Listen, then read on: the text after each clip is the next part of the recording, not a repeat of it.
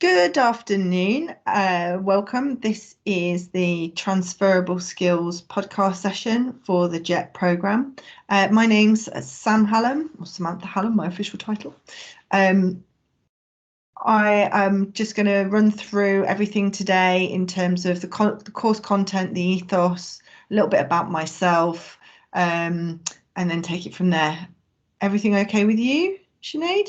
Yes, thank you. Sound good? Okie dokes. Okay, so just to let you know, I'm Sam. I've been working for Reed for the last 16 years. Yep. Started off as an advisor and then worked my way through as a trainer, and then through to a training manager, and then my recent role as a curriculum development manager in the last 10 years. I've got a level 5 leadership and management qual, level 3 and 4 in advice and guidance. I'm also a performance coach for the business. So if you are scored a 3 or below in one of your observations, you'll have the fabulous opportunity of working with me for a couple of weeks or one of my colleagues in L&D. I'm also one of the company's additional learning needs champions, so you'll hear the ALN, and that's for criminal records, autism, Asperger's, dyslexia and dyspraxia. So you can give me a call around any of those things there. Okay, so just a little bit about the curriculum team and then the product. So we're really lucky to have a curriculum development team. The business made this decision to ensure that our participants were experiencing the same levels of support wherever they were in the business. So participants in Durham should have exactly the same experience as those in Cornwall, sitting on their transferable skills or CV sessions, whatever it may be. However, as an organisation, we do recognise there are some elements of the course content that don't always meet the needs of the people that are sat in front of you when you're delivering, whether that be demographics or geography. So we've got what we call is a substitution policy. So think about when you go into grocery shopping online, you've ordered a chicken and mushroom pie, but they didn't have any and they've substituted it for a chicken pie. The product is the same. The overall content is the same. The overall aim of the product is the same. There's just one small element of it that's been removed, which is the mushroom. So that's what you need to think about. So when you're delivering, you can't change the actual content, the guided learning hours or the learning outcomes. But what you can do is slightly adjust an activity or a discussion point to get the same learning outcome, but in a slightly different way. So, for example, you complete an activity using a game online rather than using flashcards or a chat in the classroom. But please note, guys, for employment trainers, this substitution policy is only applicable to your role. Health and wellbeing advisors can't make any changes to the content of their materials because they're delivering health products that have been signed off by health professionals and Public Health England. So if you're working alongside someone, those discussions do come up, obviously, but that can't happen. Okay. Is that okay, Sinead? Yep, everything's fine, thank you. Yeah, is that valid? Okay, so just as well to let you know in terms of our product evaluation as a business, we review our materials regularly, obviously because of the nature of the beast. Things change quite quickly in some areas. So with new content such as the JET curriculum, it'll be delivered over the next 3 months. And at that point, we'll complete a product evaluation. So that involves us taking feedback from participants, yourselves as trainers, and we'll also take into consideration any feedback from best practice calls that you have with your line managers during that time. All feedback is then reviewed and any changes that are needed will then be made as a group. So in terms of going forward now, the purposes of this podcast is to talk me through the ethos of the course, provide you with hints and tips for delivery if needed. So just to check, Sinead, have you read all of the materials for the podcast, including the handouts and worksheets? I have done, yes. Super duper, thank you very much.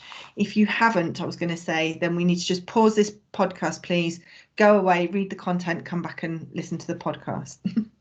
Okay, so life has changed significantly for all of us, including the way we share information, and now for us as a business, how we train individuals.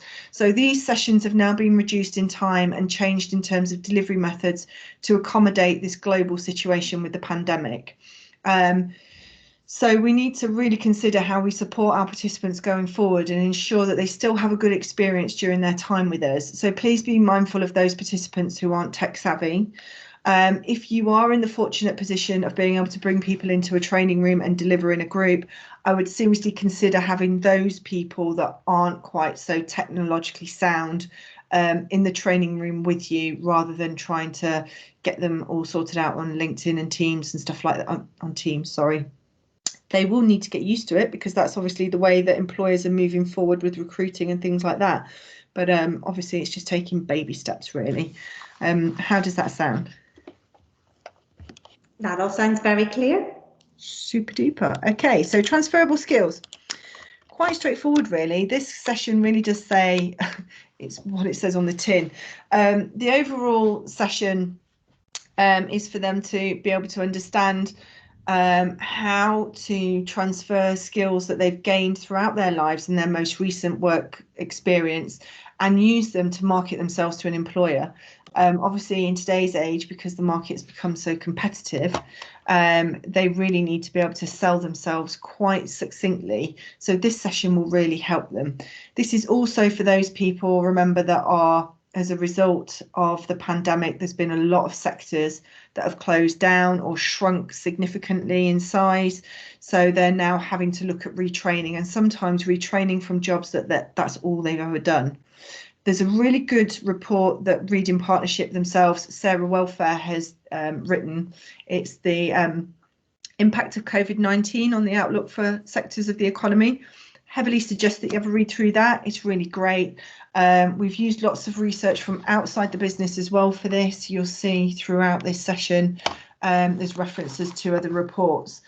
Obviously, we all know and we've all seen that the shrinking sectors are hospitality and catering, the travel industry, obviously, but where then you've got massive increases in industries such as logistics, IT, retail, in the sense of home delivery. So this is where we need to kind of help people and guide them in that direction. So you will see when you're delivering this that there are instructions for group face-to-face, F to F, and remote learning. So you've got the instructions that are separate for some activities because they are very different. Okay, how does that sound? Yep, that sounds really clear. Yeah, I'm just going through the lesson plan as you speak as well. So cool, okay. So if you look at bottom of page 3, well, if you look on page 3 of the lesson plan, it talks about that first initial report from Luminate, talking about skills shortages in the UK, which was at the back end of 2019, but also 2020.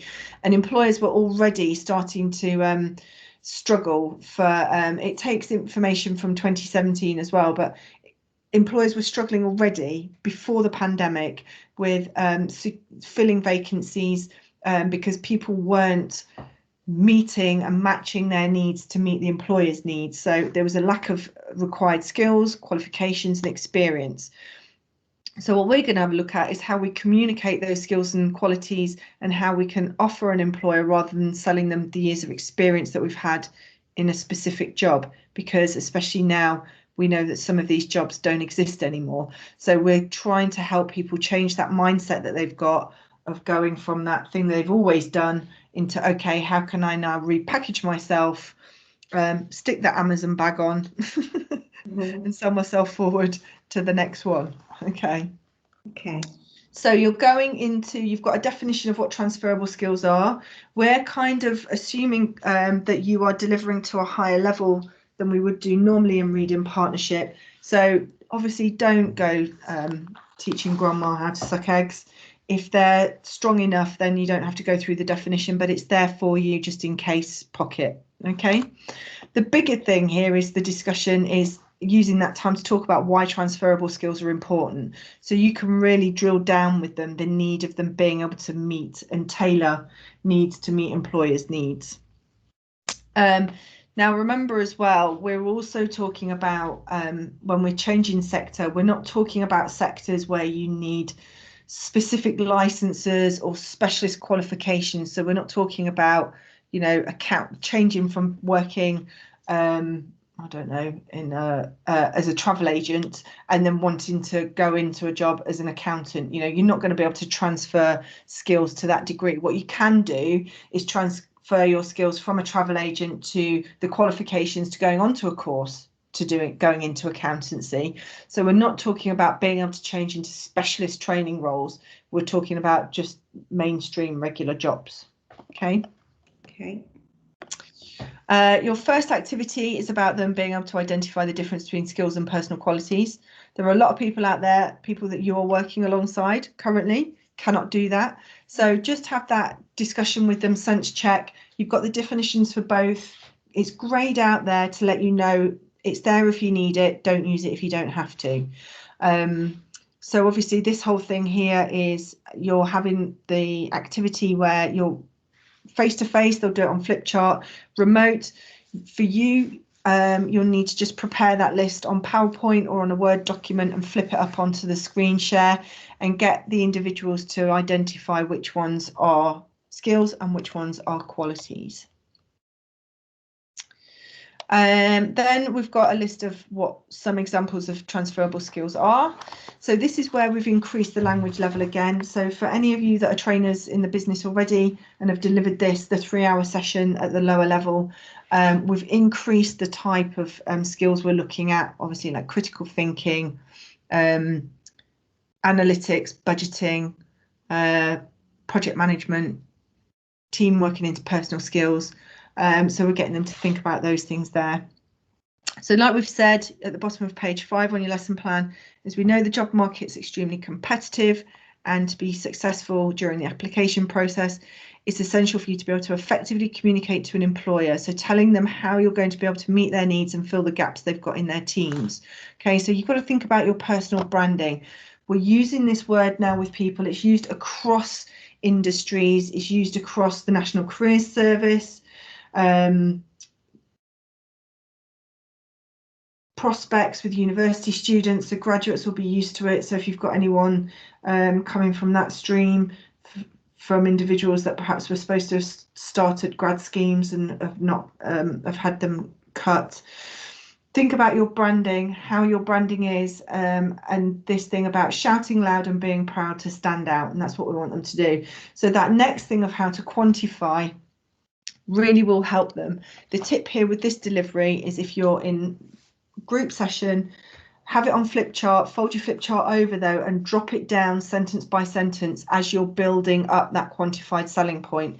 And I'd recommend here doing that the same with perhaps putting it in PowerPoint so you can have them phasing in at each line when you're doing it as a remote session. Okay, and you can see very clearly how you build on it. We've done one for retail. Obviously it's just, and the reason why we've chosen retail is because everyone interacts with retail at some point of their life, so it's just an easy common denominator. And then we've given you another example there with the banking industry, so that helps bring it up in terms of that. So this next activity 3, you are now going to encourage them to go away and create their own quantified selling points. We really want them to try and create as many as they can, because they'll be using this all the way through their links through CV, creating their CV, their interview skills and stuff. So it's a good foundation. Are there any questions at that point? Because I think that's the point normally. Sometimes there is a bit of a sticking point. Do you think there would be any issues with using the flip chart? You know, the whiteboard side when it comes to remote. Yeah, we've had, to be honest, we've done this, we've trialed this ourselves a lot, and the whiteboard does have a delay in the Teams function. So I would probably, for myself, being a bit old school, I don't like PowerPoint. I don't believe in death by PowerPoint. However, I think having stuff up on PowerPoint, the top tip as well when you're delivering with Teams, I'm sure this has been gone through before in any of the training that you've had with your managers, but whenever you're doing anything with Teams remote delivery, make sure that you've got everything that you need for that session opened up and minimized on your screen already before you start the call, before you start it. Also be very aware of what you've got in the background. So if you've got emails, make sure there's no sensitive information or anything like that. Make sure you shrink all your own screens as well. So yeah, I think you're right, Sinead, in terms of that. I'd be a bit wary with whiteboards at the moment in Teams, and I would go for bringing up a Word document or a PowerPoint document because you know that's going to work and you don't have the time delay. Okay. And what other methods are being used to ensure it's an interactive session? Throughout with the remote, we were trying really hard. Obviously, like we've said, we know there's developments coming in the new year for Teams. I think, Teams, Microsoft Teams with the rest of the world adapting to the pandemic are working really hard to try and change it, obviously, because it's for everybody, hasn't it? We all know it's changed for everyone how we work.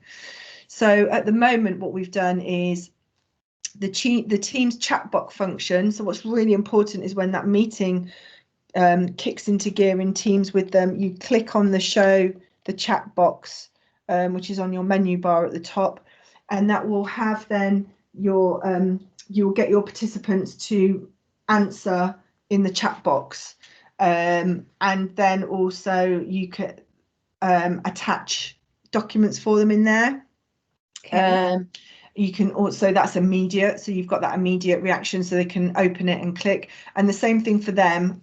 What we want you to do is encourage all learners to have a Word document open up on their desktop, have it saved with the name of the course title, and then they can attach that to the chat box with their answers for you. So that's how we're kind of trying to keep them so they don't fall asleep, especially if the video is not on. So you've got them interacting with you that way. That's also helping encourage them use their IT skills as well by saving a document on their desktop, attaching it to the chat box. So it's kind of getting them used to doing that again as well, because they're going to be doing that with attaching their CVs to an email and all that kind of thing. Yeah. Okay. Also, what we'll do as well, you'll see in the instructions, is using the emoji hands up. I did want them to do the thumbs up, thumbs down, but there isn't a thumbs down in Teams, and I've checked the emojis. So it'll be a case of thumbs up to say yes or hands up, and it's about you using those yourself. Perhaps you can, this is where you can use your substitution policy, and through your discussions with them, you can ask them to express how they feel using an emoji from in the chat box, so you could do it that way as well. Okay, great. Cool. And you've got videos, if you got videos as well, will there be the use of your videos as well, like I said, with any documents, make sure that you've got any videos set up and ready and minimized at the bottom of your screen before the session starts. Obviously with YouTube, please be really careful. Make sure that the autoplay is switched off before. So once you've opened up your YouTube video that you want them to see, make sure you select autoplay so you don't get any freaky weird videos that can pop up and spook people in terms of that. You can attach the video links as well in the chat box for them as well. They can connect to it that way as well. Worst case, pocket if it all goes wrong. Yeah, and then you'll see at the bottom of this lesson plan, you've got a link to the OCC, which you'll hear everybody in Reading Partnership talking about. The OCC, it's not a programme on Channel 4, for those of you that are really, really old. It is the Online Career Centre. So, and that, the same thing there. Please make sure with the Online Career Centre that you are logged in. Again, making sure that there's no sensitive information or anything like that, or something that you don't want them to see, that you're logged in and ready to go, and you can click on that link in the lesson plan and it will bring up, it will take you straight to that specific topic, and that's that, e-learning for that particular thing that you've got in the bottom of the lesson plan. But you have to be in the Online Career Centre for that to happen. Otherwise, if you click on it, it will just take you to the homepage for you to sign in. Great. So all I have to do then is click on that link. And so would you be emailing me that link then? Would that be something then? Obviously, if I'm remote, I can click on that link and then it brings me to OCC. I sign in and then I know I've got straight to the information on transferable skills. Yeah. Well, what you would need to do is you could email them the link, but you'd need to say to them, make sure you are in OCC first and you're logged in, and then click on the link, because then it will just automatically take you to the page. I've done it a couple of times as a trial and I haven't been logged in, and so it just takes me to the home page, the login page of Online Careers Centre. It doesn't take you all the way through. So great. Okay, so would a trainer then put the link on the, just to confirm, on the chat box, Yeah, I would definitely. and they can just click that, right? Great. Yeah. As a trainer, you'll see in all your lesson plans, it says at the very beginning that you should make sure that you send, that you email all worksheets, handouts, attachments and stuff to individuals before the session to give them time to read through them, obviously, as well. They may be able to print them. So I would add them, I would add all the links and stuff in there as well for them, so they've got that access point. But yes, as you're going along, just to keep it interactive and just to remind people, I would be personally just going, oh, and there you go. There's the attachment, look, just in case you've not got it or you've not got it open at this time. Great, thank you. Okay. So the final activity, well, there's two activities left. The activity 4 for this is locating your skills. So this is for those people, because you do get people that go, you know, I've done the same job for the last 5 years. I don't really have, you know, I've just got the skills for doing that job. I don't really have anything else. Or you've got somebody perhaps that's just gone back into work after being out of work for a long time. Bless them, and they've lost their job because they've not been out of probation. So, you know, obviously with the pandemic, a lot of people that were in their probation, their contracts got terminated. So this is a really nice opportunity for them to really sit and think about where their skills come from. And this would be a perfect opportunity for you to encourage people that if they're struggling with this, is for them to go away and speak to their family and friends and ask their family and friends to give them one skill and one quality that they're known for. And this would be the kind of thing that you're prompting them, you know, are you the person in the family that if somebody has a problem with their mobile phone or their laptop and they can't work out apps or whatever it may be, you're the one that they go to.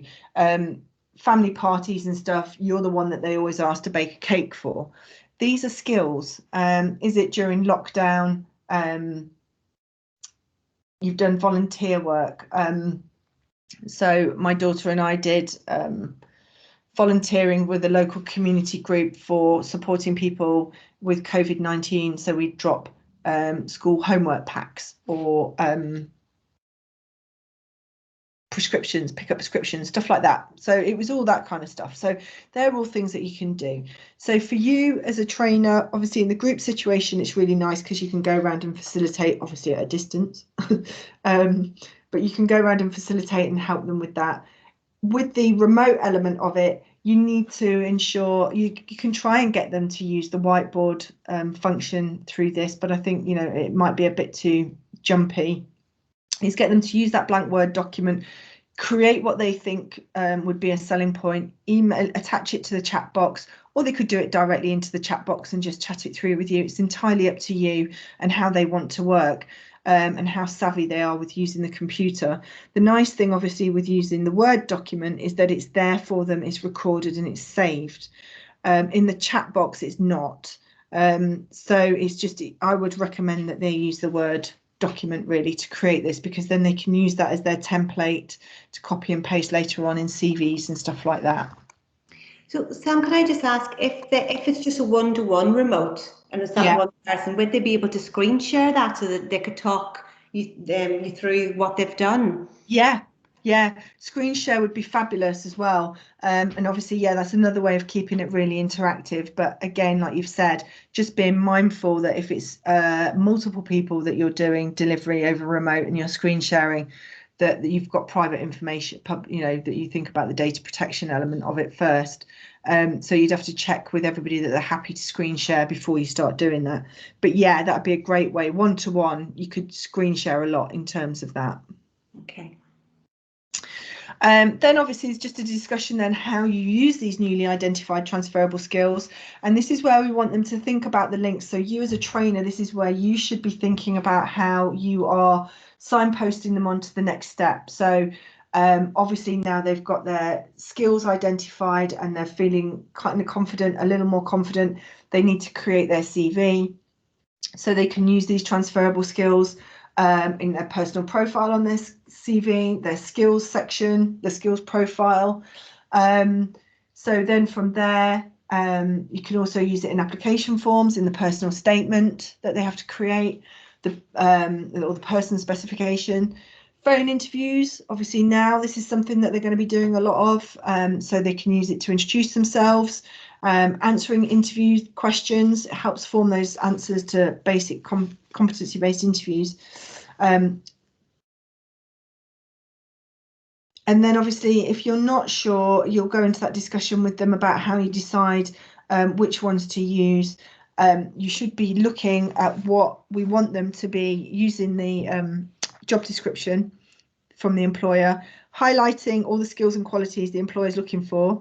They've now got their list of their skills and qualities that you've just created with them. And then we want them to be looking at how they map it across and how they can how they can do a match. This point here, though, is just to remind them they're not going to be an exact match word for word. You know, so an employer may advertise that they want someone who's loyal and hardworking. You can demonstrate that and match that by saying, I've worked for Currys for the last 3 years, you know, or so then you're demonstrating to an employer that you've worked for somebody for more than your probationary period, that you've worked in quite a high, you know, somewhere like Currys PC World. It's a retail environment, it's quite fast paced, it's got selling targets and stuff.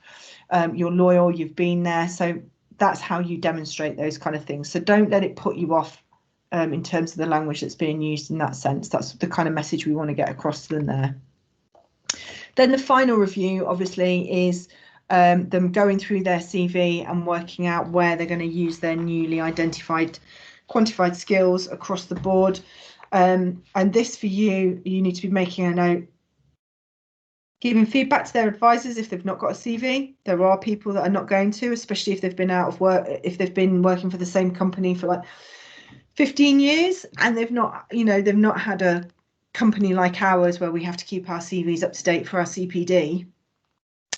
So there might be a mishmash of people here. So for you, have a couple of templates, CV templates, just to hand that you can email across to them to give them as an example if they don't have one. But you know, I'm quite surprised if they don't have anything at all.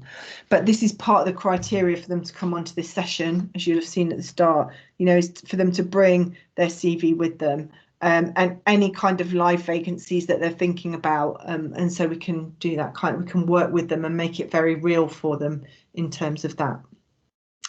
Then again, obviously, like we've said at the bottom, review the aims and objectives as we always do, because we're good conscientious trainers.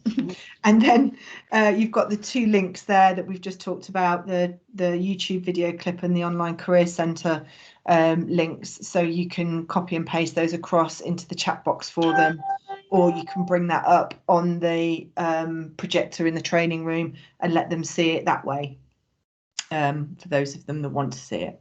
Okay, and that's it. Great. That's it in a nutshell. Thank you. Do you have any other questions? No, I don't have any other than the ones I've already asked. So yeah, thank you. Cool. Okay, so obviously when you start delivering, things may come up. You read the materials again. Now I've read through it. You might have some other questions. So if you need anything, please don't hesitate to get in contact with me. My email is samantha.hallam, that's an M at the end, @reed.com, and my extension is 29958. Okay, good luck and enjoy.